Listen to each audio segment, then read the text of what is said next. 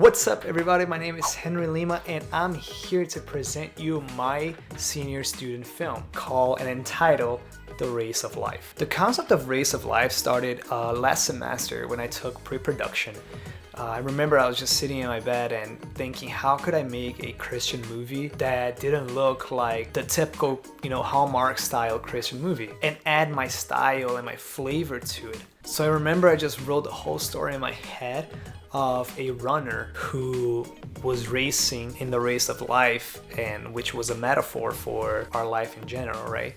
And then I remember I just took the pencil and I just started drawing all the shots that I wanted, like the style, really the view that I had for it. And with every approach and every camera angle, I was just thinking, how can I make this more cinematic? The Race of Life is not like another movie because it doesn't really have a narration, it doesn't really have dialogue. It's more like as if you're watching a 7-minute long ad with just background music and the story unfolding in front of you. But despite that, you can still understand the message of it, which I think it's what a filmmaker should try to accomplish with his or her work. For this movie, I used a Sony a7 III, which is a great camera, and I only actually used one unique lenses, which was a 50mm 1.4. And the reason behind that, it was just because that lens in particular, first of all, it does give me that cinematic look, especially with the really low aperture. I can get that depth of field and the blur behind my subject really nicely. And the 50mm is also a lens that really matches what we see, our eye sees.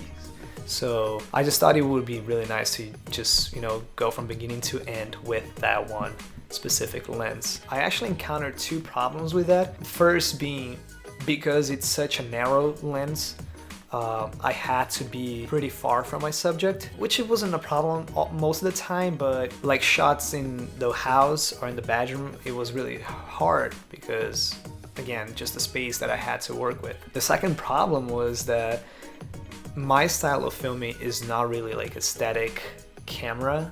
I really like movement and exploring movement with my camera and with the subject. But I was kind of limited because I don't have a gimbal, so it was all handheld. And with the 50mm, because of its narrowness, like any movement gives that shakiness to the shot. And again, I didn't have enough space to work with, so it's not like I could just, throw a warp stabilizer on the post and call it a day, because at the end of the day, you would cut most of what I had shot. As for the softwares, I use Adobe for everything. So I use Adobe Premiere Pro for editing. I did use Adobe After Effects for some special effects and some minor corrections on a couple of the shots. I used Adobe Audition for really just for transposing the sound, because music, sound effects, all that, I got it through a website that I have a subscription on. My two biggest influences for media production are Peter McKinnon and Daniel Scheifer. I really like their style. They're actually the ones who got me into media production. I remember just one day I was on YouTube, I remember just watching random videos. Like when you go down that rabbit hole and you start watching a video that has nothing to do with what you originally started. Yeah. So that's how I ended up. I ended up just watching a Pedro McKinnon video on how to edit B-roll. Like, I didn't know what a B-roll was to begin with, but I just fell in love with the whole concept and the whole style. So that's what I try to bring to my productions. But at the same time, I try to add my own flavor and my own thing to it.